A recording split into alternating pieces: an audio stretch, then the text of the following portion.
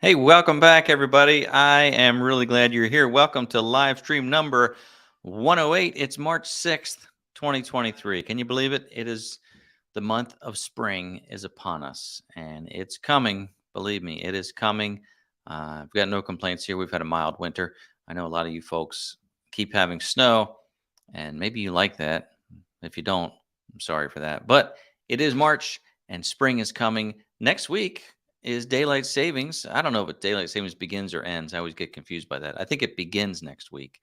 At any rate, we get the extra hour of daylight toward the end of the day. We don't actually get, well, we do get more daylight because the days get longer, but it's going to be nice to be light out at probably this time next week here.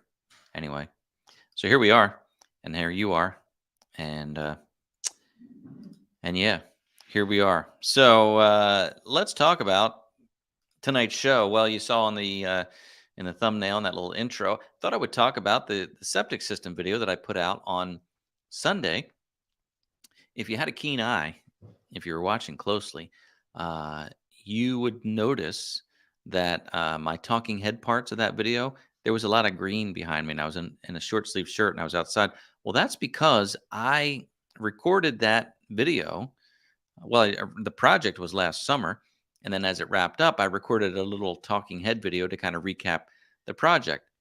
And then it just sat on my hard drive all throughout the winter because I was a little bit overwhelmed with putting it together, and I was just working on easier videos to put out and just wasn't sure how to put it all together. Kind of came to me over the weekend, and I sat down, I started editing, and it just came together pretty nicely. So that's why that video looks like it was in the summertime, is because it was. But so I thought, let's talk about it tonight because I'm like the shiny object guy. Like, I'll just talk about the last thing I saw. Well, that's the last thing I put out. But I think it makes the live stream more timely too, because a lot of you watch that video, you might have questions, you might have comments.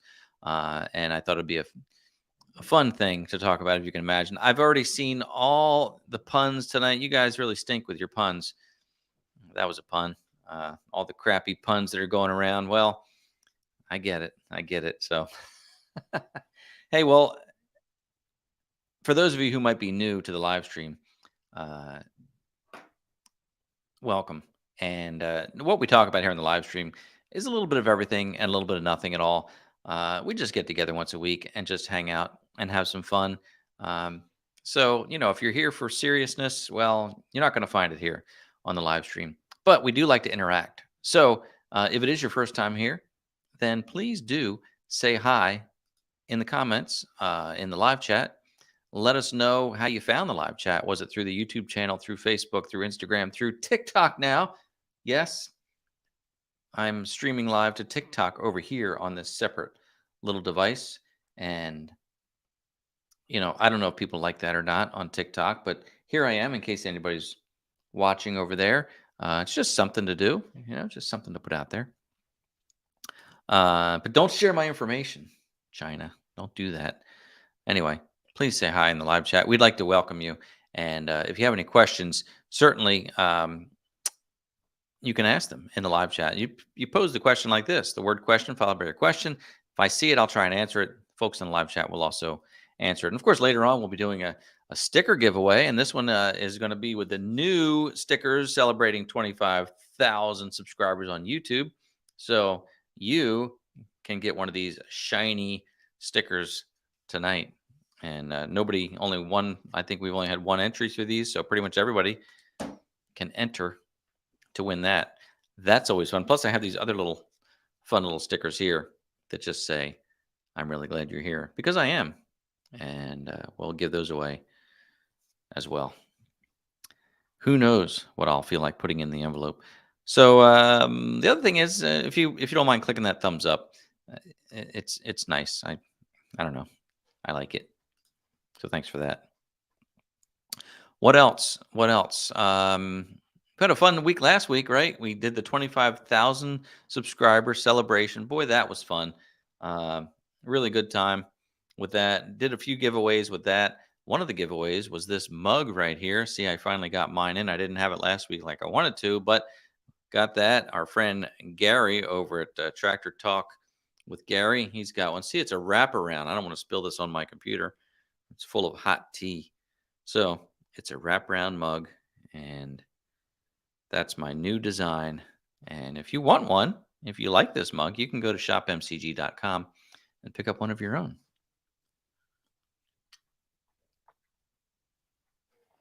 Okay. Might be the last sip of tea I take this evening because I often forget that it's there. So let's look at some comments and see who's here tonight, because there are lots of people here, and I'm just glad to see all of you. Going from the, well, let's see who was the first one to check in tonight. Let me scroll all the way to the top and see who was the first to check in. Looks like it was Mark over there at the Manisto Key, who Mark said, "Good afternoon, folks. This is a stinking subject." See? So, but then there's Ross was the second one to make a comment, at least on my screen here tonight. So good to see you, Ross. Oh, Ross, I have something to show you, Ross. I'll show it to you in a little while. Okay. Something that a viewer sent in. So Mikey's here, Mead's Outdoor Adventures, and Chris over at the Watershed. Good to see you. Edward, David from RCAF Polar Express, and Daniel, welcome. And Ricky Ventures, good to see you, Ricky. And our friend John from Ritterbit will do. So John's been doing some very scientific studies on his snowblower involving weights and measures and bathroom scale, and he's gotten very scientific. So make sure you check that out. Whoa, really, John? Weather report for central Minnesota, -35 with a chance of more snow. Well, I'm glad you have a snowblower and a cab, and I'm glad you seem to enjoy it. Makes me happy for you. It was sunny today, and it's getting a little colder. It's going down to like 48, maybe 53, 49, I think. So, and I'm not bragging, because believe me, we've had cold weather here, and we could have cold weather at any time. It could happen. Just hasn't for several years. Hasn't happened. Good to see you, J&J, and Jason, and John, and Brutal Bob. Good to see you, my friend. And from Queensland, Atmu. Neat. Good to see you. Crabtree. I'm seeing some new names here. So welcome. If you are new, again, let us know in the live chat. First time here, we want to welcome you. So it's always good to see new names. It's always good to see familiar names, but it's also always good to see new names as I'm scrolling through. So again, if you have a question, pose it with the in the live chat. What else can we talk about here? All right, let's do this. I see it's already 11 minutes after 7, so we only have what is that? 49 minutes to go. So let's not lose track of time. All right. So yeah, I posted in the description a link to the video that I shared on Sunday, and it's really there's Matt. Good to see you, Matt, from Boys in the Woods.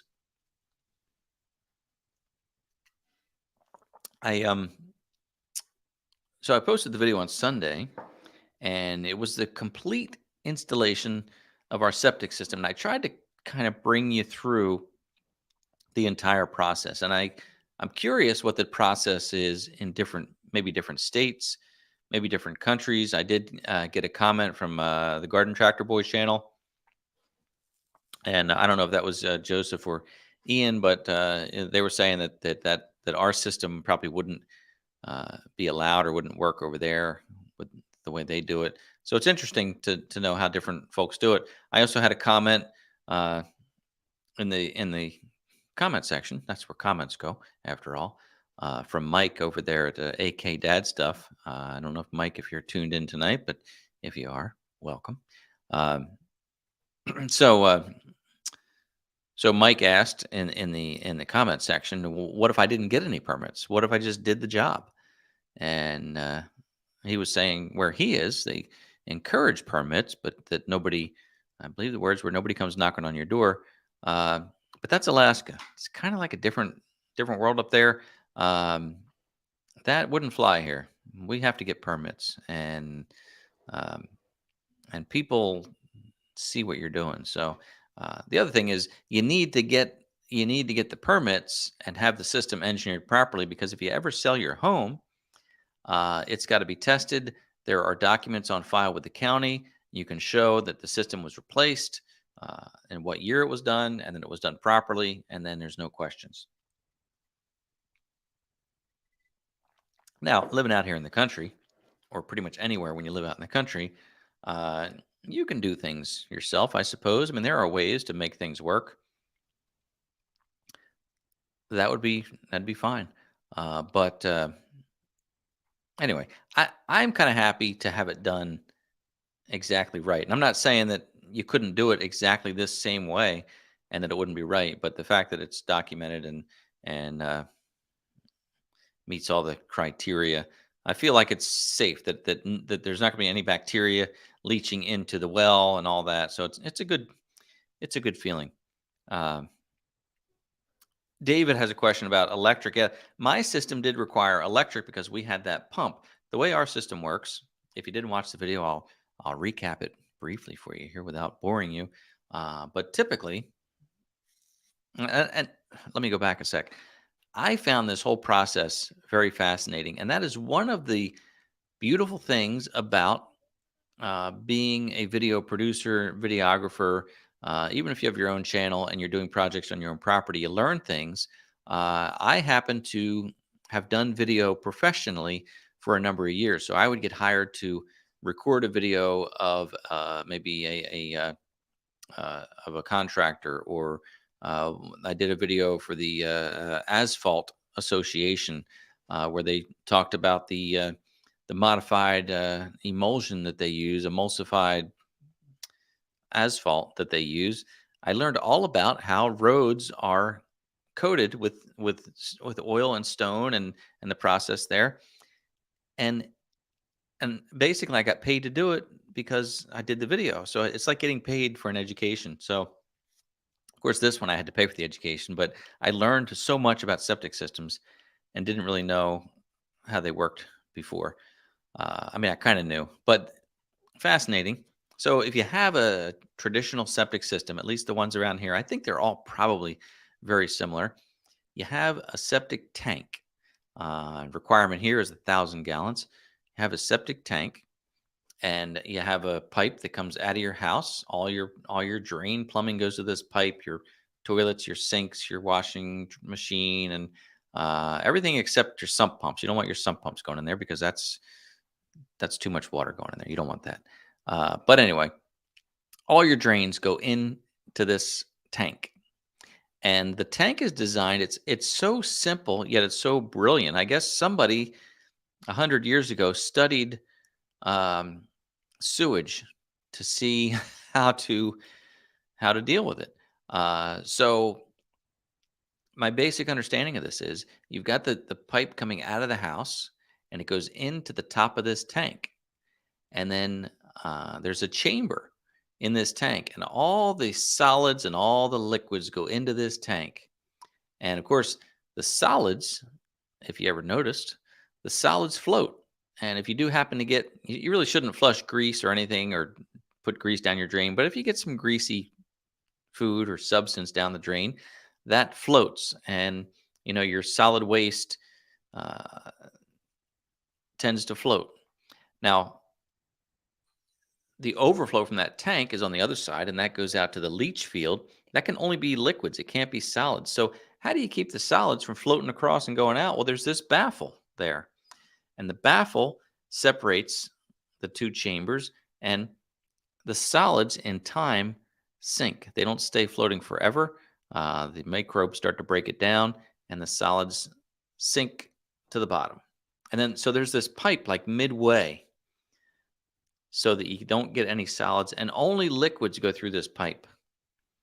And then just through using it, you have the level that goes up, and then the liquids spill over. And the liquids are, what's left is after the bacteria works on the solids, and I don't want to say you have clean water coming out, but you have cleaner water coming out, and that goes out, and it goes out to this field, this bed, which is a lot of sand and a lot of stone, and that acts as kind of filtration.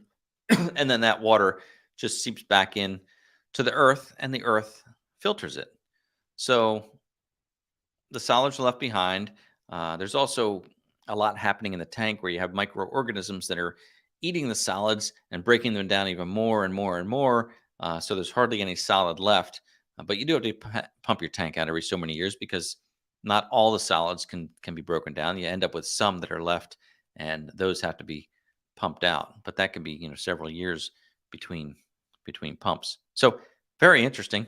Now, why did ours have electricity to it? Well, that's because usually that field, that bed of sand and stone, is slightly below your septic tank, so that when it flows out, it's gravity fed, slightly sloped, and goes down to that field. It's all just natural gravity. Well, we didn't have that option here because we had too much clay, and they couldn't find a place to put the bed where it would work appropriately. So in the end, they dug multiple test pits, 4 test pits. They finally found sand, but it was up on the hill. So what we had to do was have a second tank, that overflow that would normally go into the. Am I boring you? Is this interesting? I don't know, but the overflow that would normally go into the field, the bed, leach field. I don't know if it used to have leeches in it or not, but into this field, and I think it just leaches into the ground. Anyway, it would flow into this bed. Instead, it flows into this second 1,000-gallon tank, and it's just liquid only. Then there's a pump, like a sump pump, in there, and it's just liquid. And as the liquid fills up, that second pump now pumps it pressurized up to our bed, because ours is up on a hill. And then it works the same process where it just trickles through that sand and stone filtration, and all is good with the world. So we had to have electricity to run that pump, and it comes on every 200 or 300 gallons. So what is that? Well, probably once a day. I think typical family uses 300 gallons a day. I'm not quite sure. I used to know those numbers. Why did I know those numbers? Long story. Anyway, the pump probably runs once a day, and pumps out 200 or 300 gallons. So that's why we needed electricity. And the question was about, there it is right there. Did you guys hook up the electric, or did you have to hire that out? Also, you can do your own electric at your house. You can hire an electrician, but very basic electric. So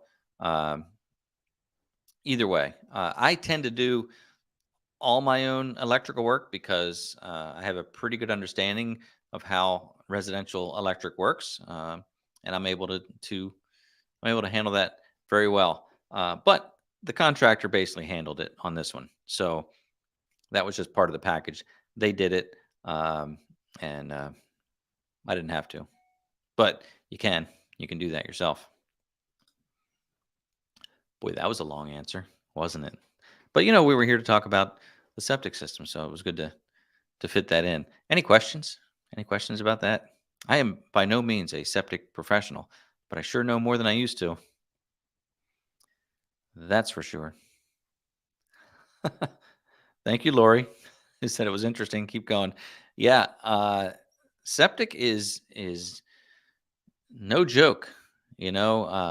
Basically, I was talking to a realtor friend, and she was saying, around here where we live, the homes are older. I feel like basically they said when you buy a home or sell a home, you could just plan on replacing the septic, because the state and the county are really cracking down.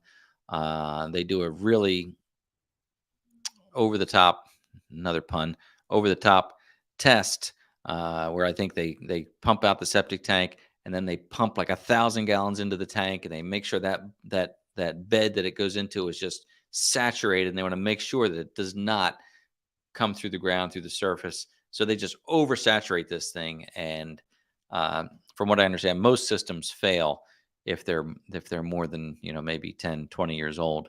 Uh, so uh, so septic is a big thing. But again, I get it. I really get it. It's important not to have sewage leaching into your well water. You have to have your well tested. Uh, when you have well, I guess when you sell a house or buy a house, you have to have a well tested to make sure there's no bacteria in the well. Gross. Don't you want to know that? I'd want to know that. Um, we had to have a new well dug here. Now it's been 10 years ago. My gosh, even longer than that. That was a big deal having a well dug. That was before I had a YouTube channel. We had an old well. The house was built in 1958. Had a little jet pump, like inch and a quarter pipe going out. And one day, the thing lasted 55 years or so. One day there was no water. That old galvanized pipe that was driven into the ground finally collapsed, and we were sucking air, and it was it. No water, just like that. So we had to have a new well dug. Nice 4-inch PVC pipe that was drilled, submersible well. Now, that was interesting because our well is 340 feet deep. There are other people, other places that might have a well that's like 50 feet or 80 feet. 340 feet we had to go. And I know there are people that have to go even further than that. So that's another fascinating process, is well drilling. But we got the new well, and I mean the new well was what, 2008 or something, but that's it. I mean, it's that well should not ever run dry. So let me just look through some comments. Pardon me. Hold on tight.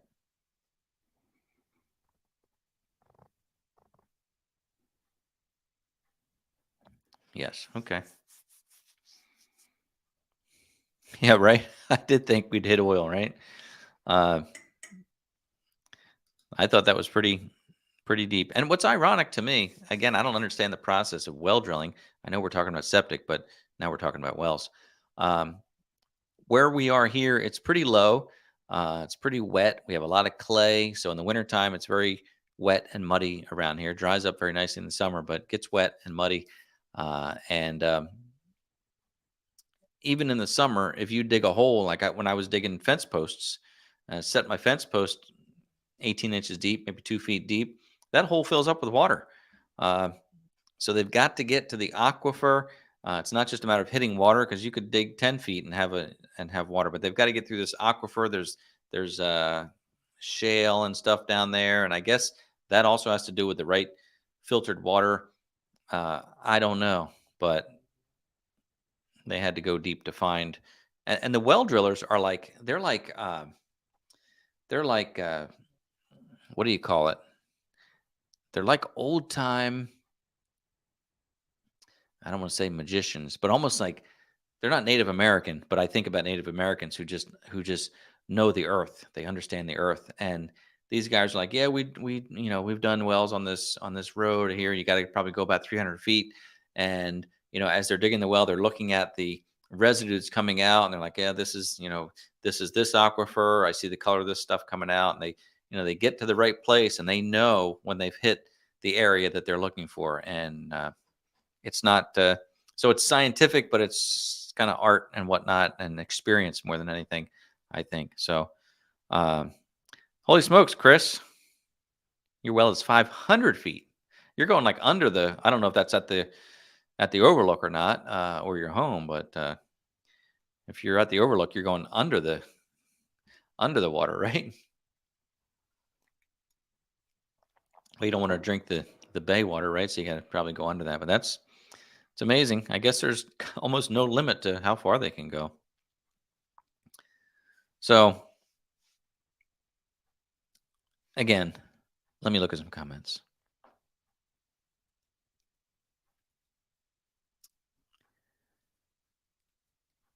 Okay. A lot of good comments happening.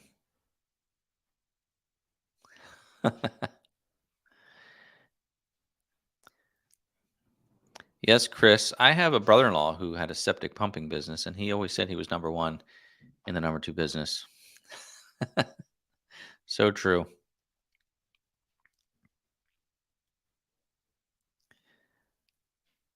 Okay. Well, yeah. Okay.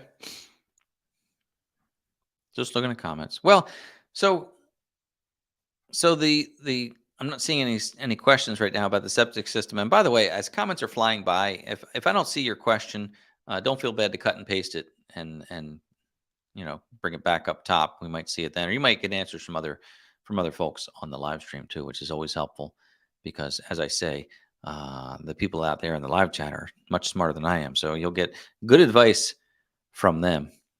From them. Uh, okay.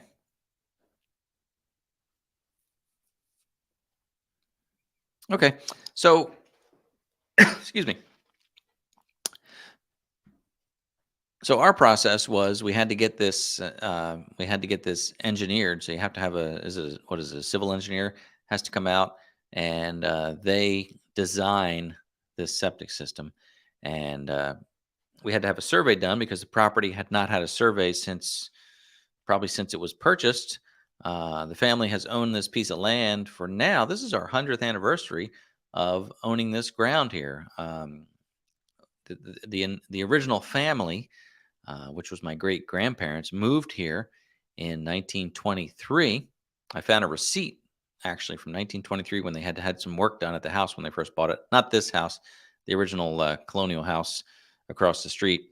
That was the actual family homestead. They moved here from New York or North Jersey. I mean, even further than that, I think from Switzerland or wherever they came from. I should know that better, but I don't know what exactly where they came from. Uh, but I know they moved down from New York or North Jersey. My great grandfather, I think, was an accountant. So they retired here in the country. I don't know how they found this. It's 3 hours now from New York City, from northern New Jersey, uh, and I can't imagine in the 1920s coming here when the roads were all dirt. I don't even know how they found it. Interesting. So they bought the property, small farmette, with 13 acres, I think it was at the time, and that was 100 years ago. And then they subdivided off lots for family members because that's kind of what you did. I'm not a really big proponent of dividing up the land and building houses now, but that's what they did. My grandfather, um, his brother built a couple houses and gave it to the brother and whatnot, and they just all did that. So there were several lots broken down from that little 13-acre farm. We're on the remaining 4 acres here, and so yeah, so 100 years. So the point was, I was talking about surveys. I don't. Maybe there was a survey uh, back when it was divided off. Uh, in the 1950s when my parents got the land. Point is, I didn't have a survey, and you have to have a survey when you get this design done because they have to make sure that you are, in fact, putting the septic system on your own property, making sure that you are uh, far enough from the well, whatever the legal limit is. That you've got to be far enough from the well, so you don't want any of that bacteria leaching into the well. So you got to do that. Make sure you're within your setback lines of the neighboring property. Have to have a survey. So I had to have a survey done. I forget how much that cost. It wasn't terrible, but we did that, and then the plans for the system are designed, and it was my responsibility then to take those plans and bring them to the county because the county, not the local government, but the county government is in charge of the septic systems. You deliver the plans to the county, you pay them like $275 for a permit fee. They review the plans. If they don't like anything about the plans, they will change it, and you got to take it back to your engineer. But ours, we're fine. They looked it over, approved it, and then I had the sealed plans. I could take those plans and I could deliver them to different contractors or call different contractors and say, "Here are the plans. Can you give me a price on this system?"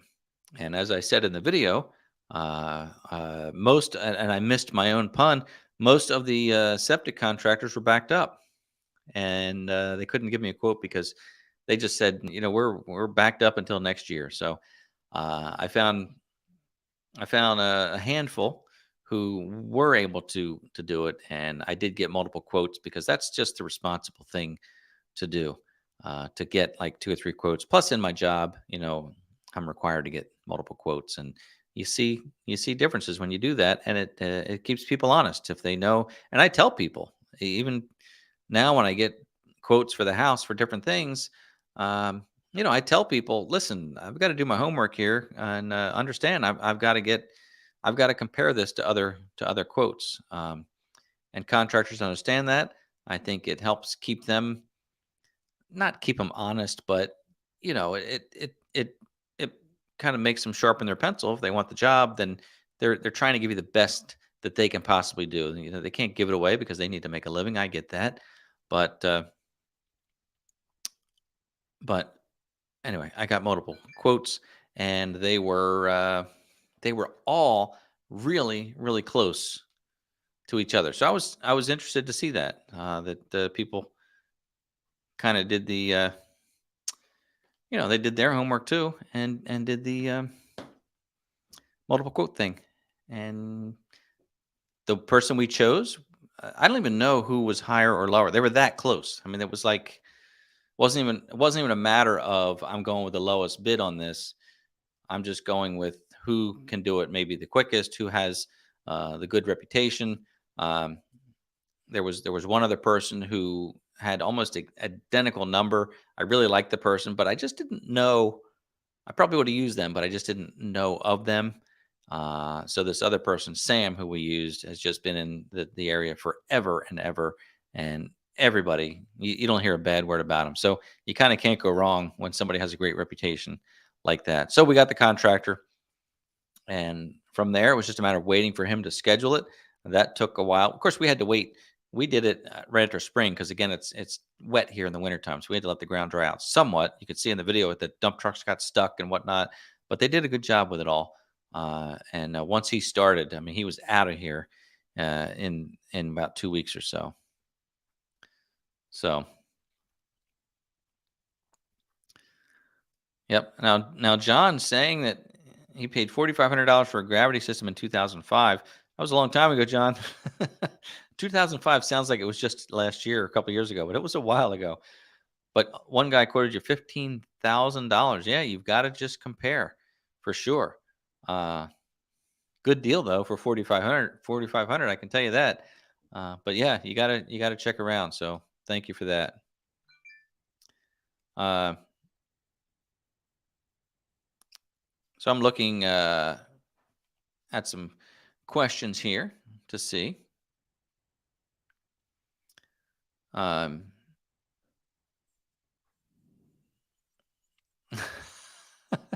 Chris has a non-poo question. Where'd you get the on? You notice that, huh? Chris notices everything. Chris notices when the bird's not moving. Chris notices the new on-air sign. I did get that because I just thought it was cool. And where do we get everything these days? Well, from the internet, of course. Look at that. We're off the air. We're on the air. We're off the air. We're on the air. There it is. Pretty neat, right? Pretty neat. Just dressing things up a bit. And Mikey, sorry to hear about your car accident. I mean, that's with snow and slush, and you hit a police truck. Wow, totaled your wife's car. But I saw your comment, just some airbag injuries. But boy, that stinks. That's not good. Sorry to hear that, and hope you're doing well. And yes, Tom, I guess you're talking about the project that we did here, professional start to finish. It really was. And I didn't put this in the video, but there was one clip. There was so much I didn't put in the video. In fact, I did that little intro for tonight's live stream.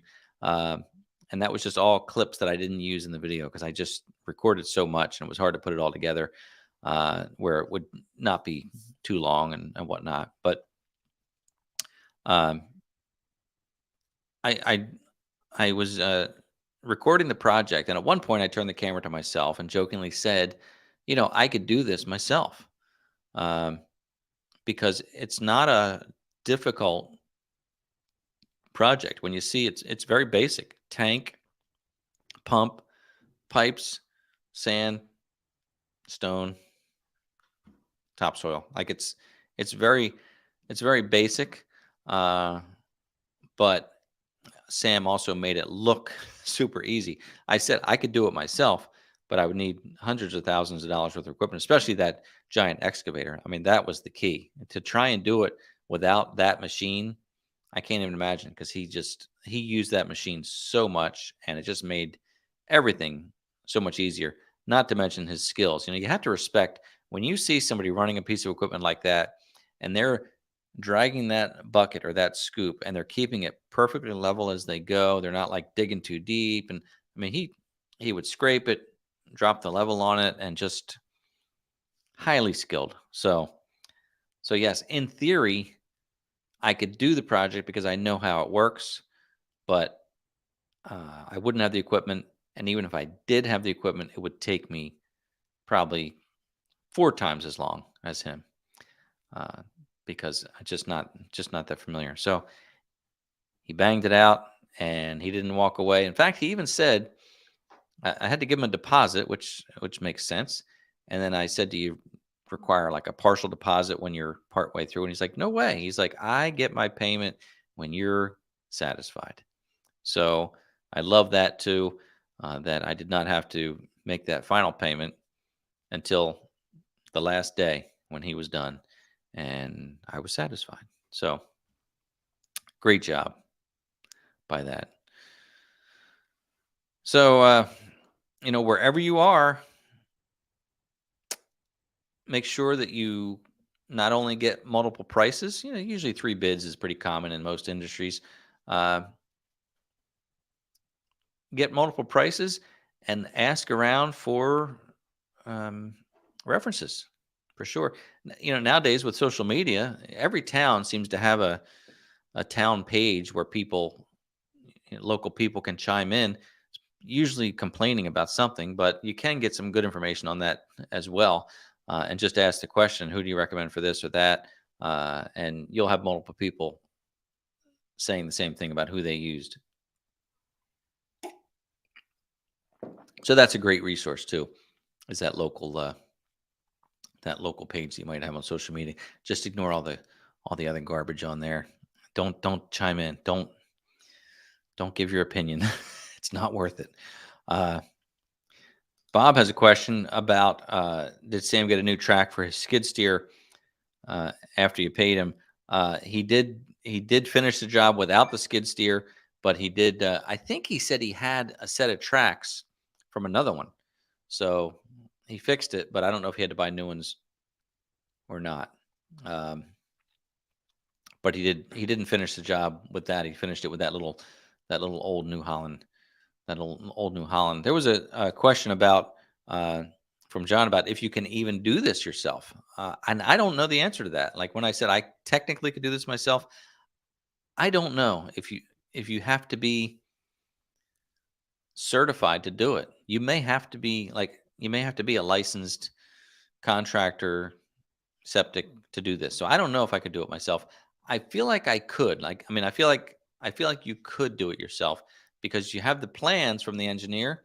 The county comes out multiple times during the project and they inspect. So I feel like if you uh, met the requirements, you dug the hole deep enough, big enough, you have deep enough sand, your pipes, you have the right number of pipes. I don't see why you couldn't do it yourself. So I tend to think that technically you could do it yourself. Legally, you could do it yourself if you have those uh, plans and whatnot. So yeah, I think you could. I don't know, but I think you could. So yeah. All right. So let's take a break and do a sticker giveaway. Wouldn't that be fun? Let me gather up some things here. Logger John, I can appreciate that. Live in the boonies and never ask the township for anything. That's kind of the beauty of living out in the country, that a lot of times you can do things, you can kind of do things, you know what I mean? Um, but it's always important to do them right. And I feel like a lot of people do it right. But there are places in this country where they don't have as much regulation, zoning, whatnot. And there are some scary things that people do who don't know what they're doing. So again, I sometimes I hate, the heavy hand of permits and all that, but I also appreciate that it keeps us safe, uh, because I've seen some messed up things that people have done, and it's frightening, and it can hurt somebody. And so, anyway, uh, and one more question: any guidelines on backfill material for areas that settle over time? Um, I guess that's a general question. I thought you were asking about the septic system, because there are specific materials they have to use in that system, a specific grade or type of sand, a very specific stone that they have to use. That's all very expensive too. So that's very specific. But you're asking, I think, just backfill material that settles over time. I don't know. People dump large stones in there. You may have to find out why why it's settling. Why is that even happening? Is there a spring underneath that's kind of doing some washout, causing it to settle? I don't know the answer to that. So, but I did say that we would do this.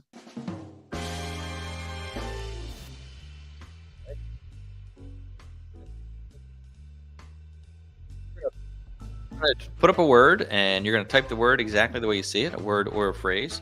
And we're going to give away one of these, and we're going to give away one of these, and anybody can enter to win. And I will get this to you in the mail. So I'm going to put a word up. If you're new to the channel, you type the word in the live chat only. This doesn't work for the replay, obviously. You type the word in the live chat exactly the way you see it. It's very important. Can be uppercase, can be lowercase. That doesn't matter. But it's going to be a word, and you got to type it exactly the way you see it. So we're going to do that right now. And the word is hashtag. Use the hashtag tank. That's how it's going to work. And then you'll see the numbers start coming in shortly. So the entries will start rolling in now, and this is for the sticker giveaway, the special edition, limited edition, shiny aluminum looking sticker that says 25,000 YouTube subscribers 2023. Could be a collector's item someday. You never know. There were only a couple hundred printed. I don't plan on reprinting them because we're going to be past 25,000. We already are. We're 25,200 already. We're moving on from there. So if you're lucky enough to have one of these 25,000 subscriber stickers, it'll be a classic, a relic, so to speak. And that's what we're giving away. Right? All right, we'll let these roll in here. Remember, anybody can enter. Doesn't matter where you live. I've got worldwide stamps now that I can use. Anywhere in the world, I can send this to somebody. That's how it works. All right, we'll let this get up a few more numbers, and then we'll click the draw button, and we will know who the winner is tonight, live, right here. And then we'll see if there's any more questions about the septic system or anything else, and then we'll be done. And I'll send you on your way, because I forgot to mention in the very beginning, with the live stream is only 1 hour. There are people who live stream for 2 hours at a time. That's okay. I could probably do this for hours because I just love talking with you. But my plan is 1 hour, and then we can all go off and watch other shows or other YouTube channels and do what we like. So 1 hour is what we do. Sometimes a little more, sometimes a little bit less. Did the music end? I guess it did. Well, then we should hit the draw button, shouldn't we? Yes, we should. As soon as I find it.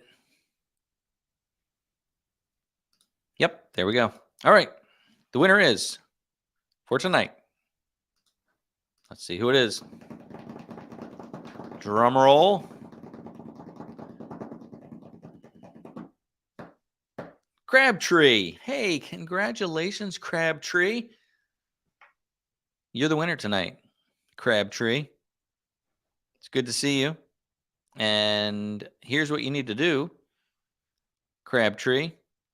I need you to send me an email at this email address right here. Contact mcgtv@gmail.com. Right there on the screen. Contact mcgtv@gmail.com. Crabtree, send me your name and your postal mailing address and let me know that you were the sticker winner of the March 6th live stream, number 108. And I will get this in the mail to you. So, congratulations, Crabtree. We're all really glad you're here. How fun is that? All right. A successful sticker giveaway. And I don't recognize that name, so I don't know if you're relatively new or whatnot, but congratulations. Before we go, which we have a few minutes left, sometimes what we do is we show viewer photos. And if you have a photo, you can use that same email address that I just shared with you. Contact mcgtv@gmail.com. If you have a photo of your equipment or your property or your pets or anything that you'd like to share that the guests here might like to see, you can email this to me at contactmcgtv@gmail.com. So send your pictures if you'd like to. I can, show a couple a night. So don't send me too many. I can't really show videos. And I can't promise that what you send will be shown either. It's just how it works. But at any rate, people do send photos. And I have a photo here from Brian. And this is a snowman. And Brian sent this to me. And Brian said that this snowman is named Ross. And he said, "This is our snowman, Ross." And he felt that this snowman resembled a YouTuber that we all know very well. And so it's Frosty the Snowman, I think. So that's the snowman Ross. See those eyes? If you saw Ross's video where he, what was the video, Ross? When you put the bearings on your eyes, and that was a clever thumbnail that you did there. So go check out Ross on the Land. Look for that one, and see if you feel like that picture of Ross looks like this picture of Ross the Snowman, or is it Frosty the Snowman? So I did want to show you that before the evening ended. Thank you for sticking around to check that out. I still haven't gotten my T-shirt. We did a giveaway last week with this T-shirt here. I designed this T-shirt for the 25,000 subscriber celebration. Hashtag MCGTube on the front, and then the logo on the back as well. And I ordered one for myself as a sample, and it hasn't come yet. But the mugs finally came. You saw that, but I don't know what's up with that Spring Company. Anyway, I hope the winners from last week will get these soon enough. It's a good sign that the mugs came out, so Gary's going to get his mug. And Gary, I know you're not watching tonight, but thinking of you tonight, my friend. So that's up. That's what's up with that. I'm going to look at some more comments here. Okay. Oh, see that? Ross did see the resemblance. If I had more time, Ross, I didn't think about this until it was like 6:55, and like, oh, I got to show that picture to Ross. I would have done the side by side, so I apologize for that. That would have been funny to put the two up side by side, but that's your resemblance. And apparently, if you saw my survey on the community tab, I've gotten several comments comparing me to Tim Conway, which I never in my life saw that. But it's odd that like 4 different comments have come through over the years, 4 or 5, comparing me to Tim Conway, and I just think that's funny. I love Tim Conway. I think he was a great comedian. I grew up watching watching the Carol Burnett show. My dream when I was in grade school was that one day I would have my own show like Carol Burnett. That was like if I could have had guidance and direction and support in that industry, I would have gone into that industry because I just loved the Carol Burnett show. I loved everything about it. Um, and I am not a performer, but I might have been as a kid if I had been, it's not that I wasn't supported. I'm just saying if I had people in that, if that was my surroundings, I could have gotten into that, I think. But instead went to, uh, I went to baseball, and I went to school events, and the kids were brutal, and they make fun of you, and they tease you when you try to be funny. They tease you, and then your self-esteem goes in the toilet. Another pun tonight. And then then you kind of clam up. Anyway, thanks, Bill, for not seeing the Tim Conway thing, but several people see it. They even say I sound like him. I don't know. Ross did a little side by side for me, and I posted that on the community tab. So if you go to the page on YouTube and look up the community tab, you'll see that poll, and you'll see the pictures. And I'll admit one of them did kind of look like it when I looked at the two. At any rate, rest in peace, Tim Conway. I think you were great, and it's an honor to be compared to Tim Conway. Even though I never thought of him as an attractive guy, I didn't think he was unattractive. It's just like never struck me as anything other than a funny guy. So that's that's what we. That was funny. That was funny. I can't even think about Tim Conway's humor. Like if somebody asked me to do an impression of Tim Conway, I can't even do it. Like there's nothing. He just did characters and whatnot. Of course, Dorf was the big one, the big little one that he did. That was funny. But yeah, there you go. Bill Hensley, love Dorf. There you go. Love Dorf on golf, and that was funny. So, but anyway, Tim Conway himself, I wouldn't even know. But again, what an honor for that comparison. So, well, look, it's Monday night. And as I say often, next week we got daylight savings coming up. I mentioned that, so don't forget that. Um, there might be a little bit of light coming in the window when we start, but it's Monday, and again, it's a great way to start off the week. Really appreciate it. I appreciate you coming back here every week. Lots of people. The live stream is growing and growing. More people watching on Facebook and YouTube. A couple people over there on TikTok watching behind the scenes saying, "What's going on? I don't understand." Well, I don't understand either. A lot of people don't understand. We don't know what we're doing. Like I said, it's a little bit about everything, a little bit about nothing at all. That's what the live stream is all about. But keep watching the videos. I do appreciate that. I appreciate your support. I'm still having a great time. March is going to be the 3rd anniversary of the first upload to the channel. I think March 15th, next week or so, I think was the first upload in 2020. So wait, 1, 2, 2020, 21, 22, 23. I was thinking of counting the 0, carry the 1, all that. Anyway, 3rd anniversary of the channel coming up, and it has been a blast. I still love doing it. I especially love the live streams, talking with you. I love interacting in the comment section of the videos. You're just great. So appreciate the growth that we're seeing, new people coming on board, and if the channel never grew again, I love the community that we have created here together and fostered together. But we welcome the new viewers here tonight as well. So thanks for watching tonight. I appreciate it. Really look forward to seeing you next week.